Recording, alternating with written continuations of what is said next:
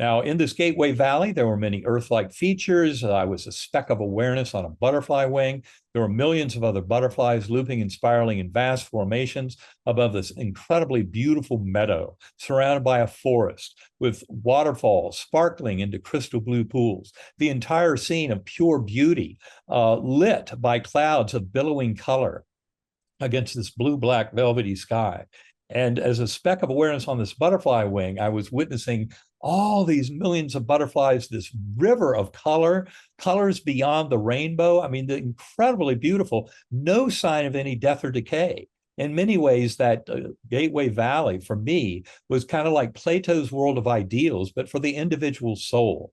And again, it's a timeless environment, so it's very difficult to describe when you can see all these interconnections.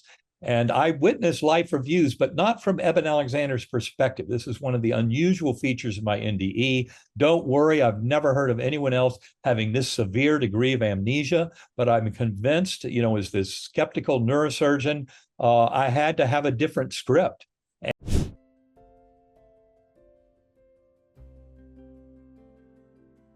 everybody. Our mission here at the Heart Coherence Collaborative is to get people in touch with the healing power of the heart. And we really need your help. Right now, only 1% of viewers subscribe. We are aiming to take that number to 6%. The reason why we want to do that is the more people that subscribe, the more people in the world can learn the magical practice of heart coherence. So please help us out. If you ever listened, if you love this message, please just take a moment to subscribe. Thank you so much. We love. Welcome everybody to the Heart Coherence Collaborative. We are so excited. We have our new friend, Dr. Eben Alexander, joining us today. Yeah, so I have recently been on a kick where I've been kind of obsessed with near-death experiences, and there's a few channels that just have just one person after another telling their story. And I know some of your story. I would love for everybody to hear. And, it's obviously even a little bit more credible that you're a doctor, because for whatever reason, I think we ascribe, some kind of, that you would have a scientific mind and be approaching a near-death experience with that mind. So I'd love to hear your story of who you were arriving to that experience and what happened. Okay, well, thanks so much for having me on. Great to be here, as I said. I think it's important to point out, anyone who's read my book, Proof of Heaven, will realize I was adopted, and that's a gigantic piece of my story. So it's not just a near-death experience, but it's having an incredibly powerful reconnection with the universe that basically healed much of my adoption abandonment wound that happened when I was 11 days old. My birth mother was 16 years old, unwed. In 1953, there was no way social services were going to let her keep me, but she was unwilling to sign the papers to really let me get adopted. That meant like 4 months. And, I was adopted into a wonderful, loving family, so I couldn't complain one bit. But I do know, in retrospect, that kind of adoption abandonment wound led me to have a kind of a subconscious questioning of whether or not I was even worthy of love or worthy of existing. And that was kind of the backdrop in which I went into this whole career in neurosurgery and, my relationships and having a family and all that, and yet having to resolve this kind of deep issue, this angst about an existential angst due to my adoption abandonment wound. So that's really at the core of the story. Also important to point out that my adoptive father was he was a globally renowned neurosurgeon, and he was a very loving soul who fully believed in the power of prayer and a loving personal God, and he used that in his work as a neurosurgeon taking care of patients. Prayer was involved in his healing, every bit of that. And I, like many of us who grew up in the 1960s and 70s, was seduced by, science. Yes, science is the pathway to truth. And I'll tell you, I'm more of a scientist now than I've ever been. But I also realized that the science that I worshiped before, the conventional materialist Newtonian determinism, basically, was not reality. And there's a much deeper reality that involves our more fully understanding the nature of consciousness. the brain-mind relationship, but ultimately anybody who's interested in heart coherence will be, of course, agreeable that it's all about the heart and a heart consciousness. And, there's no way to kind of compartmentalize that out and just say, well, this is all brain, this is what brain does, et cetera, because what we've learned in neuroscience is the brain does not even create consciousness. The brain's obviously very involved in consciousness, but it's not as the ultimate producer. It works more as a filter, a reducing valve, a transceiver that allows us to connect with a primordial consciousness. And that's really where the scientific revolution on all this is headed. But before my coma, and the coma happened during a week in November 2008, almost 16 years ago now. And before that coma, I was a card-toting, reductive materialist neurosurgeon who had wanted to believe all that my father believed so fully and well, and yet I struggled with it, like many of us do. And again, it was because I was confused about science and about the nature of consciousness and reality and this material world, and a recognition that, materialism or physicalism, which postulates that all there is just this material world, misses terribly, because consciousness is a very profound kind of ingredient of the universe that absolutely does not just kind of roll over and play like it's completely determined and generated by the electrical flow and chemical reactions in the brain. But there's much, much more involved. And this is all territory that we covered much more fully in the third book. Living in a Mindful Universe is the third book. That's the one that's co-written with my partner and wife and the co-founder of Sacred Acoustics, a form of binaural beat brainwave entrainment, Karen Newell. And we've given workshops around the world on this, but it all has to do with expanding our worldview beyond the simplistic falsehoods of materialism, pretending that existence is birth to death, nothing more, and we're nothing more than physical bodies with brains that have substances going through chemical reactions following the laws of physics, chemistry, biology, and that would not even leave room for free will. So even the very concept of free will, you have to throw away if you're going to subscribe to hardcore materialist scientific beliefs. And those beliefs also basically pretend that the whole universe is predetermined. If it's all following those laws of physics, chemistry, biology, nothing else, then where would you inject free will? Well, what my journey has shown me, and that includes the almost 16 years of work now with other scientists, other experiencers around the world, coming to a deeper understanding of all this, is that there is a revolution going on, a paradigm shift in the scientific community that ultimately will affect all of us. And it has to do with a resolution of conflicts in our thinking and human thought over the last 5,000 years, which are finally coming to a resolution. But that resolution, as we point out in our book, Living in a Mindful Universe, is all about a consolidation of science and spirituality that acknowledges the primacy of consciousness and that we're all truly in this together. The entire physical universe is something that emerges out of consciousness.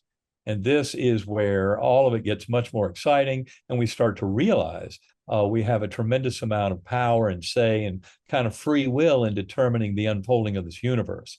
But don't be caught in the trap of letting your ego mind be the only thing that's part of you and interfacing with reality.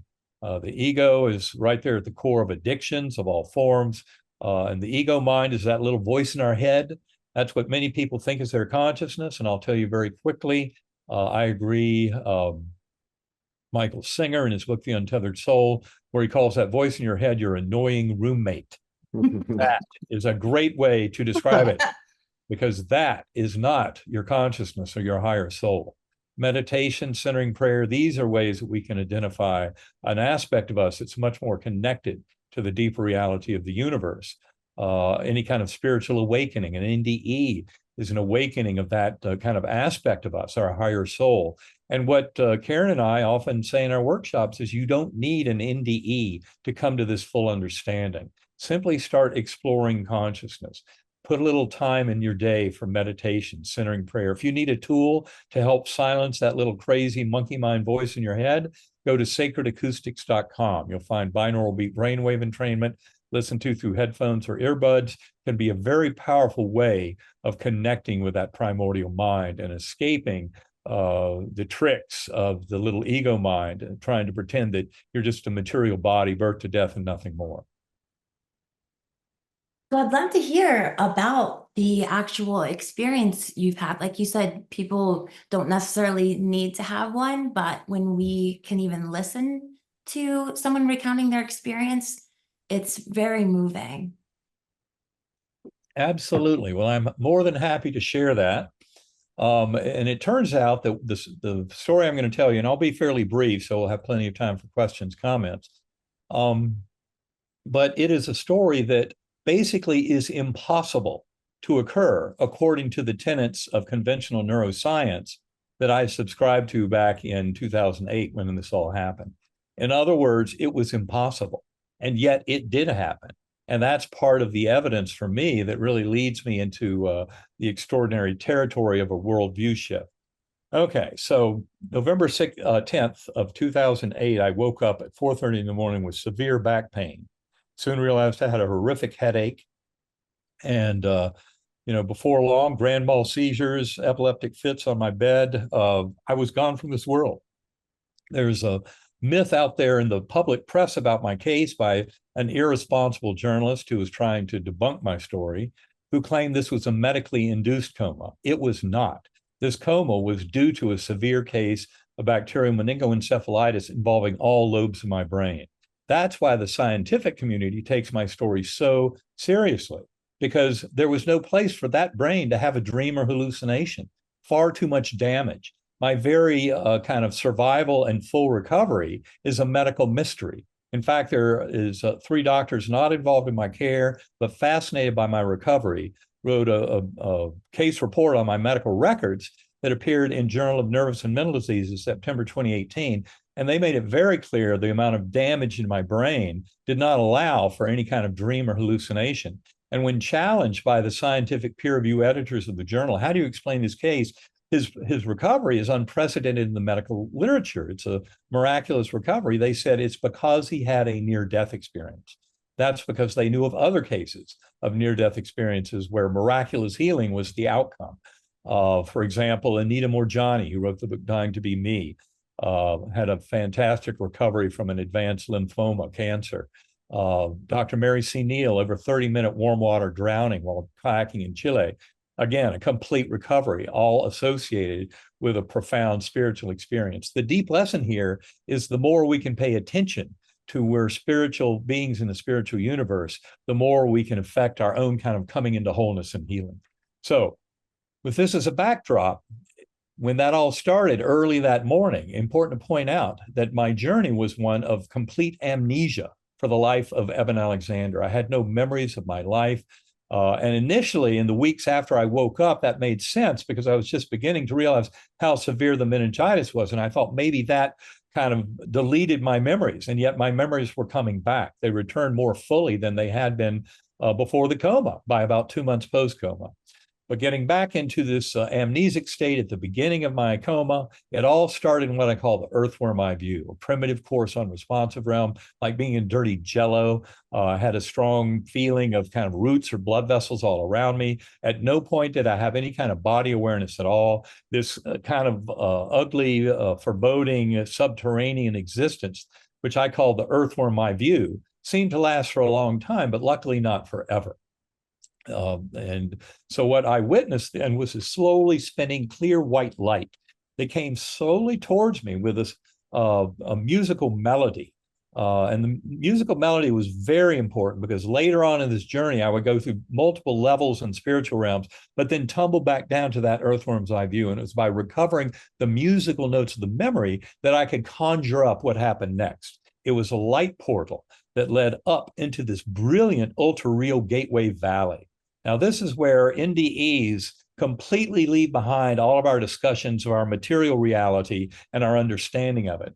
Because in that realm, in that spiritual realm of the Gateway Valley, you're completely outside of time and space. That's where we would have life reviews, your life flashing before your eyes, reuniting with souls of departed loved ones, planning next incarnations. Every bit of that would be in that realm of the Gateway Valley. And It's part of the reason people say that NDEs are not, they're ineffable. They can't be well described by our language. Our language is great for a trip to Disney World, but it doesn't work for a trip to a spiritual realm where birth, death, everything in between, past lives, future possibilities can all be presented simultaneously. That is an extraordinary environment to be in. You're completely outside of Earth time and the kind of slow plodding river of time we're used to here, and the kind of narrative of storytelling that resembles our lives, and have a much grander view of our existence. That's why these spiritual journeys can be so profound and life-changing. Now, in this Gateway Valley, there were many Earth-like features. I was a speck of awareness on a butterfly wing. There were millions of other butterflies looping and spiraling in vast formations above this incredibly beautiful meadow, surrounded by a forest with waterfalls sparkling into crystal blue pools. The entire scene of pure beauty, lit by clouds of billowing color against this blue-black velvety sky. And as a speck of awareness on this butterfly wing, I was witnessing all these millions of butterflies, this river of colors beyond the rainbow. I mean, the incredibly beautiful, no sign of any death or decay. In many ways, that Gateway Valley for me was kind of like Plato's world of ideals, but for the individual soul. And again, it's a timeless environment, so it's very difficult to describe when you can see all these interconnections. And I witnessed life reviews, but not from Eben Alexander's perspective. This is one of the unusual features of my NDE. Don't worry, I've never heard of anyone else having this severe degree of amnesia, but I'm convinced, as this skeptical neurosurgeon, I had to have a different script. And it involved different ingredients than kind of the more common NDE. And in fact, if I had scripted it myself, I would have put first and foremost there my spiritual guide as my adoptive father, that wonderful neurosurgeon who had passed over 4 years before my coma. And yet he was nowhere to be found. And that is, for me, it was almost a game breaker in the weeks after my coma until everything kind of fell together. I will get to all of that. But at any rate, in this beautiful setting, there were thousands of beings dancing in the meadow down below, lots of joy and merriment. It was being fueled because up above this beautiful Gateway Valley, there were choirs of angels, orbs of light, emanating chants, anthems, hymns that would just thunder through my awareness. And in spite of the fact that I was amnesic and had no memory of Eben Alexander's life, of this universe, any of my religious concepts, every bit of that was gone. My language was gone, every bit of it. And yet in this beautiful Gateway Valley, there was a soft summer breeze that blew through. And even though the elements, as I would describe, of the scene didn't change, my overall kind of emotional awareness and engagement changed completely. That soft summer breeze, I later called the breath of God or the divine wind. That was my first awareness of the infinitely uniting, unconditionally loving God force at the core of our conscious awareness. That God force was absolutely astonishing, blissful, beautiful beyond description. That is what saves NDEers. So when they come back to this world, they tell you we have nothing to fear around death. It's an expansion of consciousness. And the world that we expand into, the spiritual realm, is one of beauty and love. Now, it does involve life reviews for many. And the life review is where you get to go back through the events of your life. And if you do a scientific study of life reviews in general, you'll find that they're remarkable mainly because they're a reliving of events, not a remembering of events. And also, they are from the perspective of everybody involved. So in essence, the life review, as it's commonly described and has been for thousands of years in NDEs, is one that supports the golden rule: treat others as you would like to be treated. Because the most basic and fundamental lesson in that life review process is that we prefer love. And handing out love is the best way to have the easiest life review. Now, for most of us, we haven't spent a whole lifetime handing out pure unconditional love and kindness and compassion and mercy. And what that leaves open is a life review that could involve, having to experience you're handing out pain and suffering, or being greedy or selfish, or what have you. Any of those qualities and actions in a life review, especially in that realm, of pure light and love look especially bad. So in general, the life reviews over all of time are slowly nudging humanity towards this recognition of oneness, that we're all in this together, towards loving each other and taking care of each other. And that's the deepest lesson of NDEs. And that was something I saw very beautifully in this, even though I couldn't have an Eben Alexander life review, because in the next stages of the journey, I could see life reviews and reincarnation in a very powerful form. So the best thing about this butterfly wing and my experience in the Gateway Valley was that I wasn't alone. There was a beautiful young woman, sparkling blue eyes, high cheekbones, high forehead, broad smile. She never said a word. She never had to.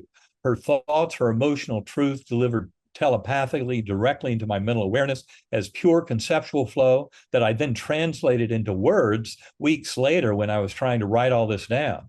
Her message to me was, you are deeply loved and cherished forever. You have nothing to fear. You are richly cared for, and you can do no wrong. I wish I'd explained that last phrase a little better in Proof of Heaven, because some people, I hadn't gotten them to the right place. Because when I said you can do no wrong, I acknowledged that beautiful, loving environment and how any life review elements that involve mistreating others, being selfish or greedy, are just showing us, the way not to be if we want the highest spiritual journey towards oneness with the divine. And so you can do no wrong simply means in that world, you recognize handing out pain and suffering to others, being greedy and selfish, none of that serves you well. To hurt another is to hurt yourself. That's what the emerging model of consciousness, the shared mind that we all share, the mind of the universe. It's a beautiful lesson for all of us. And that is what is emerging from the scientific demonstration of the reality of near-death experiences and similar experiences. Now, in my own journey, what happened was, I remember the angelic choirs providing yet another musical portal, all of what I could sense as four-dimensional space-time, the material realm, collapsing down. And then above that, all of the spiritual realm of this Gateway Valley with its completely different ordering of time and causality that I call metatime or deep time, all of that collapsing down. And all of that became this complex oversphere as I ascended through a light portal that was generated by those angelic choirs and their music up into what I call the core. The core was an infinite inky blackness, but filled to overflowing with the unconditional divine love of that creator for the creation, that God love that is something that more than 90% of NDEers going back across all history, many of whom were previously atheist or agnostic, more than 90% of NDEers come back from this experience, not just believing, but knowing in the existence and the reality of that God force, of pure love at the core of the universe. And it's not competing with some hellish ingredient. There is just that pure love. Any of the apparent darkness and evil comes as we move away from the spiritual center of the universe and get much closer to this material realm. And that's where you start to realize the power we have to overcome apparent goodness and evil and bring light and love and healing and wholeness to this world. That's the fundamental lesson of NDEs, to let go of materialist tendencies and material wealth and all of that, and really embrace the highest good in bringing love and compassion and kindness to this world. That is the deep lesson of NDEs. That's what I was recognizing in this core realm. In fact, in the core realm, there was a resolution of all dualities. You know, in our world, we have masculine, feminine, good, evil, light, dark, all these different ranges of possibilities. And in that core realm, all the dualities are resolved into pure oneness. And it's that heartfelt, infinitely loving and healing force at the core of the universe that is so transformative. And that's why NDEs and the science that prove them can help to transform this world incredibly. Now, the scenes I saw, given my amnesia, I could not have an Eben Alexander life review, but I witnessed two visions. One I call the flying fish vision, but a far more powerful one came later, at a later passage through the core realm. It's what I call the Indra's net vision. And that is really one where I witnessed all of our soul lines as these interwoven threads in this beautiful tapestry. And the threads really reveal how each lifetime is like an inhale, and then between lives and life reviews and planning next incarnations is like an exhale. And I could see how all this weave was leading to this beautiful golden center. So when I talk about reincarnation in the setting, it's not the blind mechanistic wheel of suffering, for example, in Buddhism, where we're trying to get off the wheel of suffering, but it's more of a grace-filled transformation and evolution of all consciousness that we all contribute to. And that is kind of the bigger pattern that I saw, showing me the reality of reincarnation, how you could never get this done in one bodily incarnation, that it takes multiple such passages through this world to achieve that kind of oneness with the divine, which is really what this is all about. Coming to a deeper understanding of our own sense of meaning and purpose involves this love, this binding force of love. That's what NDEers tell you, no matter what their circumstance, the vast majority of these stories are of love. In fact, even those that are called negative NDEs or hellish NDEs, if I had just gone to the earthworm's eye view and come back to this world, I would have had a hellish NDE. Well, I didn't. I had much more than that. And I think hellish NDEs are just incomplete. In fact, I think they're often just a life review where you handed out so much pain and suffering to others, you just didn't like it when it came back on you, which is what the life review is all about. That's why it serves as a course correction, as a teacher, because we're all in this together. And that's what the life review is teaching us, is the golden rule. So at any rate, back in my journey, I would tumble back down spontaneously to that earthworm eye view. I made multiple passages through these levels I've described, many lessons involved, but ultimately they were mainly about the primacy of consciousness and that binding force of love and the power of kindness and mercy and acceptance. When we share that with our fellow beings, the universe gives it back to us in great abundance. Now, in my journey, the way it all came to an end was I made multiple passages. Then there came a time when I was trying to remember the musical notes of the melody to conjure up that light portal to lead me back into the Gateway Valley. And it would no longer work. I'd been told every time I entered the core, you're not here to stay, you'll be going back. We'll teach you many things. And now that was the case. I could no longer conjure up that portal. But the interesting thing is I was now back in what I would have labeled that murky earthworm eye view, but I was also surrounded by thousands of beings going off into the distance. And many with heads bowed, some holding candles. There was this murmuring energy coming to them from them. But because of my amnesia, I could still not understand their words at all. But that murmuring energy brought the same beautiful sense of comfort and spiritual home that I'd first gotten going into the Gateway Valley and the core realm. I mean, that was the thing that was so amazing. In spite of all the words I may use to convey this story, I can tell you those very same words awakened memories in thousands of people who contacted me after they read the book Proof of Heaven to share their own experiences, because my journey awakened in them a memory. Many of them had even forgotten they'd had it. But NDEs in early childhood often have to be uncovered at a later time in life. Through meditation, centering prayer, hypnotic regression, or having another NDE. Those are all ways that early NDE memories can be uncovered. Anyway, the words as I conveyed them in the book awakened these memories in many people who reached out to me. That's actually a lot of the subject matter of the second book, which is called The Map of Heaven. At any rate, as I said, I was surrounded by these beings, this beautiful energy, which I later in my writings call the power of prayer. And it was in many ways kind of leading me back to this world, even though I didn't know that yet. My amnesia was still very much in power. The last thing I saw in my journey were 6 faces that bubbled up out of the muck. I can remember them as clearly today, these events as clearly today as if it all happened yesterday morning. And yet this happened almost 16 years ago. And the faces would bubble out of the muck. They'd say a few words that I couldn't understand because of the amnesia. Then they'd disappear again. And it turns out they were important because 5 of them were physically present in the ICU room the last 24 to 48 hours of my coma. So they basically showed me that the vast majority of the real spiritual experience of the coma happened between days 1 and 4 or 1 and 5.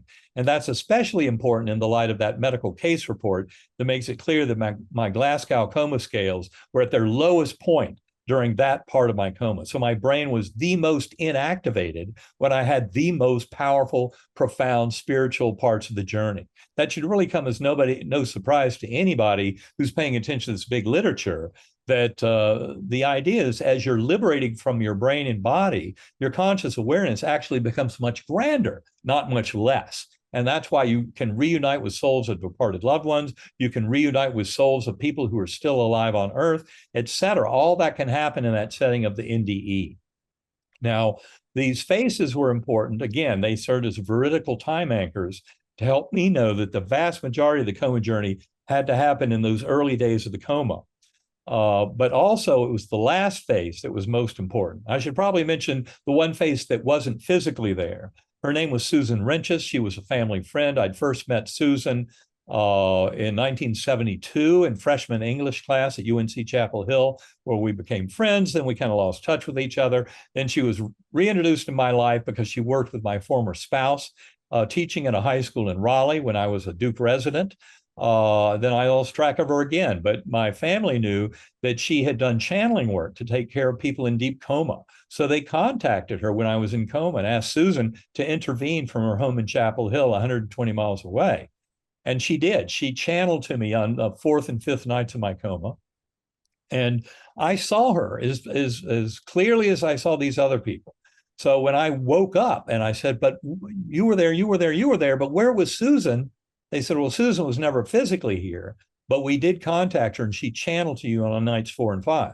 Now, to me, after my journey, to hear that she did this from 120 miles away, it's like, of course, in the spiritual realm, there is no limitation of time or space.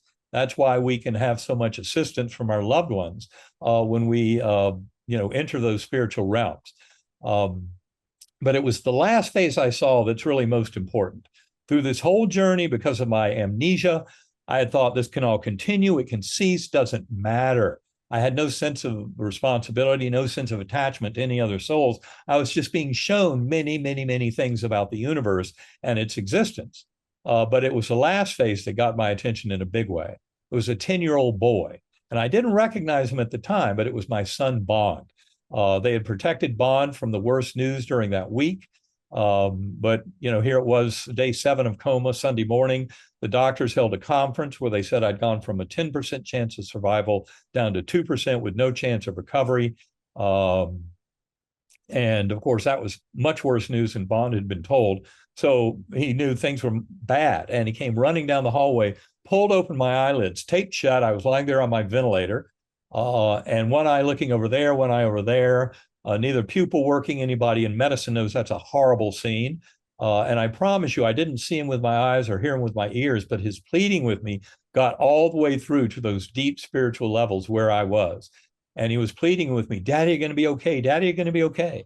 I didn't understand the words, but that sense, and I could sense his presence right there being with me, trying to invoke my being with him. And I knew all of a sudden everything mattered. There was another soul out there. This was all about love and our loving connection. And I had to somehow be there for him. And I cannot claim at all that my will, my Eben Alexander will is responsible for it. But I think my higher soul absolutely engineered that return to this world so that I could be there for Bond, to be a father for him. And you find often that when you hear near-death experiences, people are so tempted to stay there because it's such a beautiful place. But of course, many NDEers also realize that we come back to this world because we have work to do. We have growth as souls to go through. And it cannot be accomplished in that one incarnation. That's why any models that try and say, well, is it then incarnation in heaven or hell or nothing or what is it, make no sense because they're not acknowledging the deep soul work we have to do over multiple incarnations. And again, important to point out that there is a system called program forgetting. That's what I call it. So that after reincarnation, even though it's common for children to talk about past life memories, usually by age 6 or 7, those memories are covered over and they don't remember them anymore. And that is there's some reason why we're not meant to have that knowledge. We don't have to have that knowledge, even though it can be very helpful in this kind of soul growth. And this is why I encourage people to meditate, centering prayer, all these different ways of going within is to come to a deeper kind of understanding of their own connection with the universe. At any rate, those 6 phases, that's when I came back to this world, was with Bond's kind of encouragement and inspiration. And when I came back and woke up and was fighting the ventilator and they pulled out the tube and I said, thank you, my amnesia was still effective. I didn't even recognize my mother, my sons, my sisters at the bedside. All I knew was where I had just been. And in fact, my youngest sister, Phyllis, says it's kind of amusing that they'd been so worried about me all week that the news was so grim that basically it looked like I was aimed for death and nothing more. And she got there about 20 minutes or so after I woke up and they pulled out the breathing tube. And she said I was sitting there on the bed like this little Buddha, looking at everyone in the eye and telling them, don't worry, all is well. Don't worry, all is well. And going around the room, making sure that everybody knew that everything was just fine. Now, it took about 2 months after my coma for all my memories and knowledge and everything to come back. During that time, I was reviewing my medical records. That's when I hit that, oh my God moment, because initially my doctors had told me, you can forget about it. The dying brain plays all kinds of tricks. But I knew I'd been through this incredible ultra real journey. And then I'd come to find out that my brain was at its very worst at the peak of that journey. And that's when I really had to kind of accept this bigger reality and start explaining the primacy of consciousness from a scientific perspective. And I've spent the last 16 years doing exactly that. Some people think, it's either science or religion, one way or the other. And what I would say is that science and spirituality greatly strengthen each other. That's right at the core of our book, Living in a Mindful Universe. And in fact, if you want to start getting into all that, you don't have to buy the book. You can just go to ebenalexander.com. There's a 33-day journey into the heart of consciousness right there at the front entry page. All you do is leave your first name and an email address, and you're off and running on a 33-day email drip campaign on the 33 main concepts from the book, delivered to you by email each day with a lesson, often with Sacred Acoustics tones. I think there are 4 different Sacred Acoustics files in this 33-day journey, and it's all completely free. Plus, more than 12,000 people have taken the 33-day journey over the last 5 or 6 years. Many leave their comments, help each other. Their experiences are all laid out in the community for each page of the 33-day journey. You can find it an incredibly rich awakening and entry into all this without ever having to spend a penny. So there's no excuse not to join this incredible kind of revelation and understanding. That's kind of the brief version of my story. I'm sorry I got a little bit long-winded, but hopefully we can get into some comments and questions. Wow. That's why we had you here. Yeah. My mind is blown, I think, 100 times. Before we dive into the questions, I just want to let anyone listening know, if you have any questions, please feel free to submit them, and we'll get to as many of them as we can. For me, I would love to know what happened after you came back from this NDE. What were the biggest changes in your life? Well, I think it's important to point out, just so people really get it, that this kind of miraculous recovery was not just something that impressed me and my family, but in fact, my fellow physicians invited me to my own morbidity mortality conference. And so I got to explain a lot of this. Normally at that conference, you're talking about somebody who died or was, rendered completely incapacitated for the rest of their life. So being able to participate in an M&M conference is pretty big. Beyond that, the County Medical Society, many of the doctors in our community were fascinated by my recovery. And so they had me give a talk at a evening dinner of the Medical Society with more than 120 doctors and their spouses attending.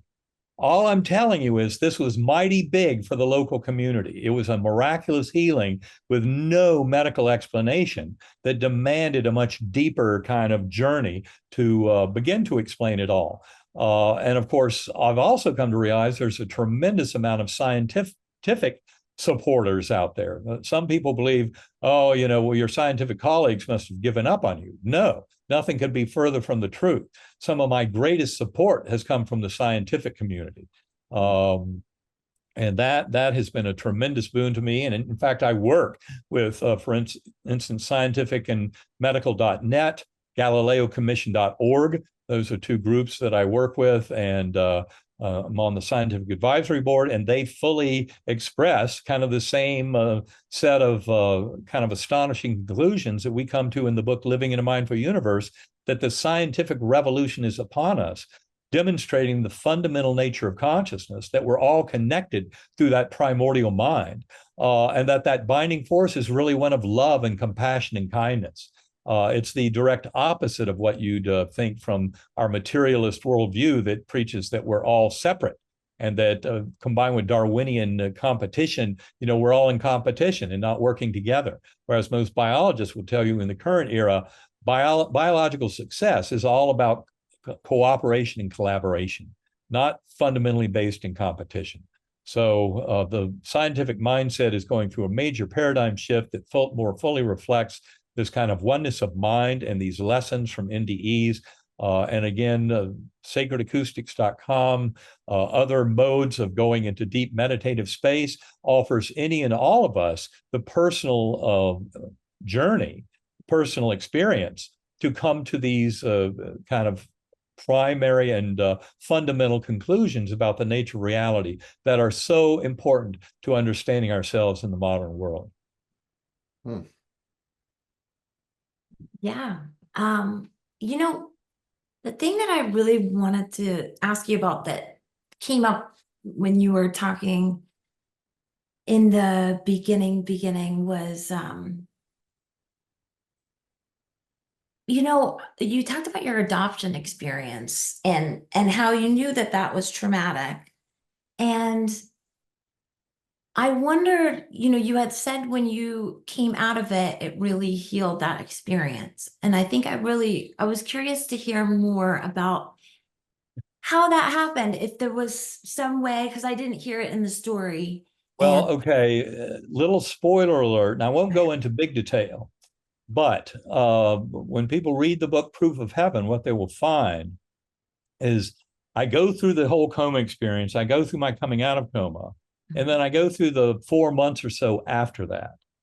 It turns out that I'd never read the NDE literature before. I always thought it's hallucinations of the dying brain, who cares?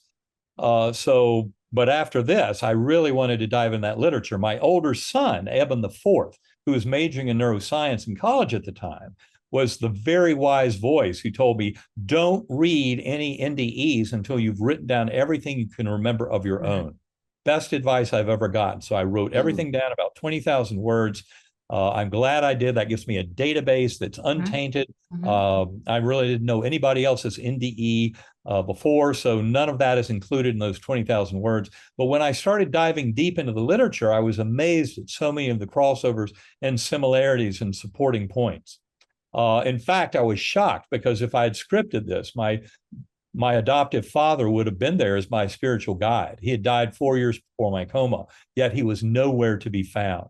In fact, within a few months after my coma, going through this wrestling back and forth about all this, and especially about that beautiful girl on the butterfly wing, my guardian angel, I came to recognize in reading all these NDE accounts that she was supposed to be somebody very important to me in my life. And yet I knew her so well from our mind meld during the experience, that beautiful, you were deeply loved and cherished forever, you have nothing to fear. And yet I had no idea who she was. And all of that came to a conclusion about 4 months post-coma. And that has to do, everything about it is linked directly to my adoption story, which is also revealed sufficiently in Proof of Heaven to help make sense of this overall argument. But the bottom line is I received a picture in the mail 4 months after my coma. Now, I met my birth family finally 1 year before coma. And then, I had it's all explained in the book, but the bottom line is back in 2000, my older son, Eben IV, had been doing a school project in family genealogy. And he said, Dad, we need to know more about your birth family.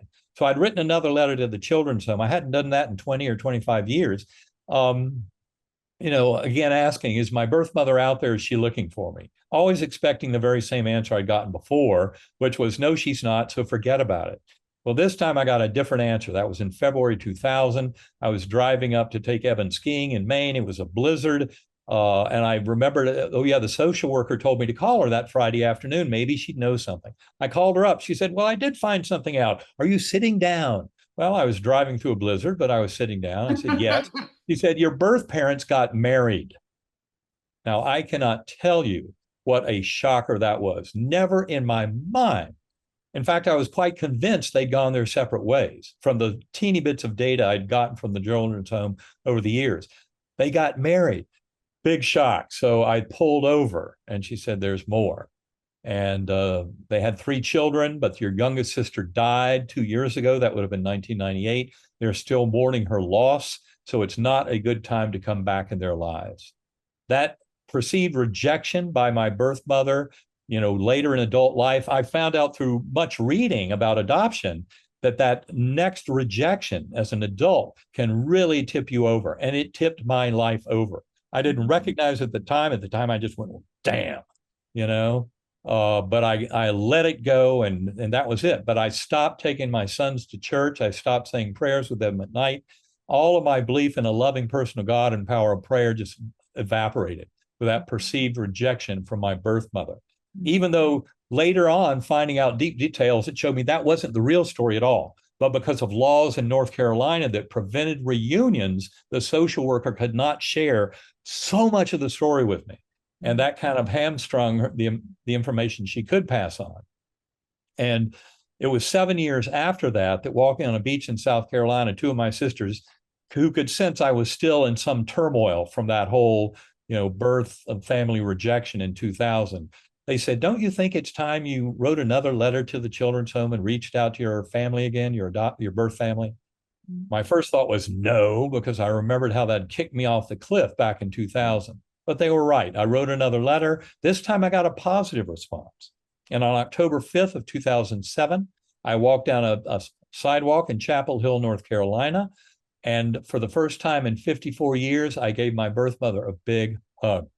Minutes later, my birth father, a big hug. That weekend, I met a birth brother and sister. Then meeting aunts and uncles, extended family, weekends at the beach, et cetera, et cetera. All of a big reunion, very beautiful. And yet they were still grieving the loss of that daughter. And Kathy, my other birth sister, promised to send me a picture of her. That picture arrived 4 months after my coma. That's at the end of the book, Proof of Heaven. And I don't want to say much more because it really is such an absolutely beautiful aspect of the story. But suffice it to say that when I recognized who the beautiful girl on the butterfly wing was, all of a sudden, many, many, many of the kind of conflicts and paradoxes of my life completely opened up and resolved into a oneness of understanding, of love and shared meaning and purpose. Wow. I would love to take a trip back to the magical, mystical Gateway Valley that you were describing. And obviously, you're in the hospital and you're not physically in this Gateway Valley. Where do you think that's happening? Do you think it's the pineal gland, or is it something beyond? No. Just forget any kind of materialist, like pineal gland, DMT. Yeah. None of that comes remotely close to, putting me back together with that beautiful girl on the butterfly wing in this extraordinary journey. It's all about a deeper understanding of the spiritual realm. The spiritual realm is what guides all of the unfolding mental realm and the emergent physical realm from all that. But it's all ultimately a form of top-down causality that has to do with a deeper understanding of the spiritual nature of the universe and our connection to each other and to the mind of the universe through this set of kind of shared experiences and stories and narratives and through the nature of reality. All of this is about a deeper understanding of kind of the spiritual basis on which all this is constructed, and that involves the binding force of love that brings us into wholeness and healing. Wow. Thank you. So do we have any questions from? We received one question that was basically how much of this experience is carried with you?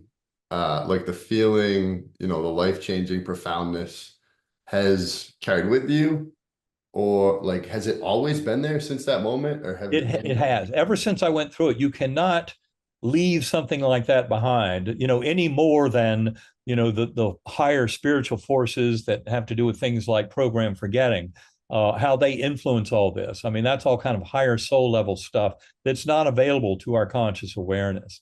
But yes, it's been with me ever since. And I will confess that beginning about 2 years post-coma, I recognized that, just reading and studying and trying to figure this out with my rational, logical mind was not ultimately going to lead me to the success of understanding. And I knew I would have to start a program of exploration of consciousness, meditation. That's when I found out about binaural beat brainwave entrainment. And I read an article in Scientific American, I think it was October or September 1974. It was by Gerald Oster, O-S-T-E-R. It was Binaural Beats in the Brain. That's the title of the article. And it talks all about the anatomy and about the strange phenomenon that had been discovered back in the mid-1800s by a Prussian physicist, where if you put a pure tone in one ear and a slightly different tone in the other ear, that somewhere in the brain that you generate a very powerful signal that equals the arithmetic difference between those two tones. So if I put 100 hertz, 100 cycles per second in this ear, 104 hertz in this ear, I'll get a 4 hertz signal at a deep level. And then people in the 20th century, Robert Monroe, people working with SRI, remote viewing, people working on out-of-body experiences found that these kinds of differential frequency brainwave entrainment could greatly enhance out-of-body experiences and remote viewing. And given the scientific proof of remote viewing, now, if you look at Wikipedia, Wikipedia tells you remote viewing is pseudoscience, but that's because Wikipedia is a pseudo encyclopedia. The lowest common denominator of contributors is what gives you the kind of garbage that can emerge in Wikipedia around these kind of topics. So when they say it's pseudoscience, they're simply telling you they have no idea what they're talking about. Remote viewing has been demonstrated beyond any reasonable scientific doubt to be a true effect of the ability of the mind to transcend time and space in the acquisition of certain forms of information. And that is, a huge part of this scientific work is demonstrating the primacy of consciousness and that it's not created by the brain. And in many ways, remote viewing and other modern forms of scientifically studied non-local consciousness are proving the reality of this emerging model of what I would call, as I said, panentheism, evolutionary panentheism is kind of the philosophical term for where we're going with this, away from materialism and beyond idealism. Idealism just posits that, the mental realm has a tremendous influence on the physical realm, but we're going beyond that with this panentheism, which is really that this God force that is all of us, the very source of our conscious awareness is rooted in that God force. That's what near-death experiencers tell you by the millions. And they come back believing fully in the reality of that God force, more than 90% of NDEers. So that should tell us a lot about this. And if you think it's, science versus spirituality, what I will tell you is if a recent study I looked at a week or two ago, looking at Nobel Prize laureates in the 20th century, and basically the Nobel Prize in literature, if you ask those people, do you believe in God? About 10% of the literature winners believe in God. Well, ask that of the people who win the prize in physics, chemistry, and medicine and biology. 35% of those prize winners believe in God. So don't for 1 second think that science leads you away from spirituality. This is science and spirituality coming together in very strong fashion, because they lead us towards more of the truth and the nature of the answer about the universe. This is why meditation, centering prayer, going within is so important to gain personal experience in exploring the outer levels of consciousness, and that primordial mind can lead any and all of us to beautiful kind of recognitions of the shared meaning and purpose and the mental overlap of our lives and minds with the mind of the universe.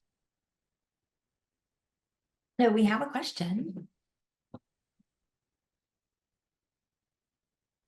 Oh, yeah. What? Oh, I was Okay. going to read these from the people. Oh, Go ahead. okay. Yeah. Can Go I just say real quick? I have read your book 3 times, I think. Well, thank you. Thrilled to be listening to this in this intimate setting. So thank you, Kyle and Leah, for this. I'm just amazed. And I also just wanted to say that the messages you received, that you are loved and cherished, you can do no wrong, there's nothing to fear. Those have been that is the affirmations I use the most since I read your book. And it's just, it's always so comforting to me when I'm always writing that in my journal. And I just wanted to say thank you, because your book was beautiful and it has really touched me. So I'm so happy to be here today. Well, thank you so much. I'm very grateful to hear that. And anytime I hear a story like this, it certainly makes every bit of this worthwhile. And thank you for sharing that, how much the book has helped you. Thank And you. that's really why, why I keep doing this. I mean, this is all about making the world a better place Yes. for all of You us. And, absolutely. my story is one that can help a lot of people come to a deeper connection. So thank you for Yes. sharing. Thank you for sharing. Thank you so much. We have two more questions and they're similar, so I'll read them both. Can you please ask if he has ever been able to get back to that spiritual world during his meditations? And the other question is, do you experience any elements of your NDE in your meditations and dreams? Excellent questions. Yes, I can tell you I've used I use sacredacoustics.com. You can go there to that website and find out a lot more.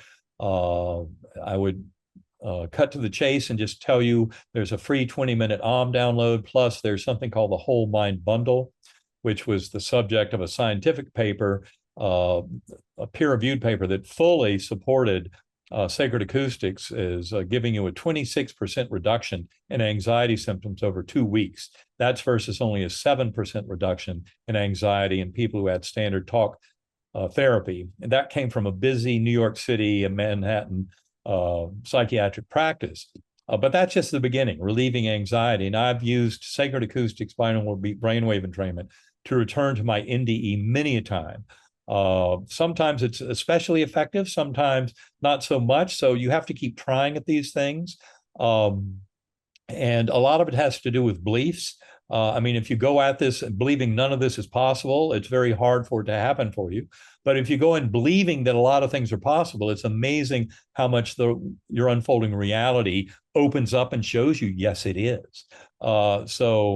It's important to understand that these beliefs and thoughts and attitudes are very important in where this goes. But I can tell you that Sacred Acoustics and doing really, I would say, a regular program of meditation. I try to meditate an hour to a day.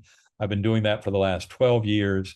It's contributed tremendously to my sense of well-being and my ability to handle the kind of ups and downs of this world. If for no other reason, I think giving people the gift of Sacred Acoustics is very helpful just from those perspectives. But when it comes to spiritual journeying, to connecting with souls of departed loved ones, glimpsing past life memories, etc., deep and profound and ongoing regular meditation is a very powerful tool to unlock every bit of that.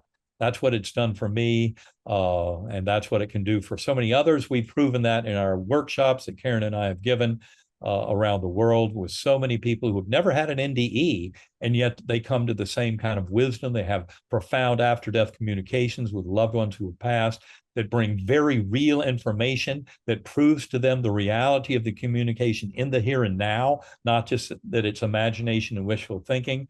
If you go to the testimonials page at sacredacoustics.com, you'll find a lot of those kind of stories. But I just highly recommend, I can't imagine going through life without the gift of spending some time each day, 10 minutes, an hour, 2 hours, if I had the time, to go deep within mind, to escape my little ego mind. That's ultimately what we're doing, is getting rid of that little voice in the head, the annoying roommate, and moving to much deeper levels of connection with soul and spirit and purpose of the universe.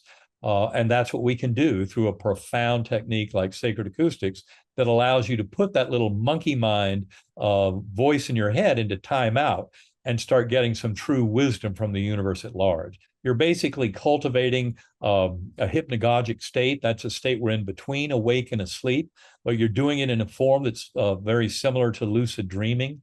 So you're kind of opening up the world of the universe to feed information that you're trying to get to, but without demanding your little ego voice. The linguistic voice in your head is plodding along, trying to ask the questions and line up the answers as best it can. This is a process of letting go, going into a deep meditative state where you're opening yourself to the universe and asking the universe to give you what you need to know in that moment to make better sense of your life and to better live and provide the actions and thoughts in your life that contribute to your relationships with your fellow beings to greatly enhance your soul growth as an individual. And all of this ultimately is contributing to the evolution of consciousness itself. Wow. How can we support you, Dr. Eben Alexander? This was a phenomenal interview. My mind is blown again 1,000 times. Just get this word out there, share it with other people. There's another resource I want to give people, and that's bigelowinstitute.org. That's a set of essays written 3 years ago that prove beyond any reasonable scientific doubt the reality not only of the afterlife, but of reincarnation. That's at bigelowinstitute.org. I also highly recommend people follow us, not just at ebenalexander.com. And on that site, I recommend that 33-day journey, the recommended reading list, the FAQ page, very important to explain, some of the features of my NDE. And then also, there are plenty of interviews and videos, audio links, etc. at ebenalexander.com. So great resource, sacredacoustics.com, great resource for meditation. InnerSanctumCenter.com, INNER sanctumcenter.com. It's a website Karen and I put together. It's Karen's brilliance, really, but it has to do with 50 interviews that we did during the pandemic with thought leaders around the world on consciousness, all available for free. So InnerSanctumCenter.com is a resource for that. Also, there's a mental health practitioner course that Karen and I did with Dr. Anna Yusum. That professional course does come with a cost associated, but that's accessible through InnerSanctumCenter.com. And also there is a monthly webinar that we do with our biggest fans at InnerSanctumCenter.com. Those are all ways you can learn more, interact with us and our teachings and programs. And just get the word out there. Share this, get it out to your friends, share it on social media, get it out to the world. I spend as much time as I can sharing these kind of stories on podcasts. There are actually hundreds and hundreds of podcasts, YouTube videos, et cetera, that I've done over the years. And the more we can consolidate these, share these with people, get the message out to your friends and family, that's how the world can improve and come to a much kind of higher position of kind of spiritual wealth and growth and impact on our emerging civilization. Thank you so much. Thank you so much. It was so sweet to see how your work has touched somebody's life. And that was just such a nice moment. Yeah. It was so nice. So thank you. Very grateful. Well, thank you all for having me on, and blessings to you. And until the next time we talk, namaste. Bye, everybody. Bye.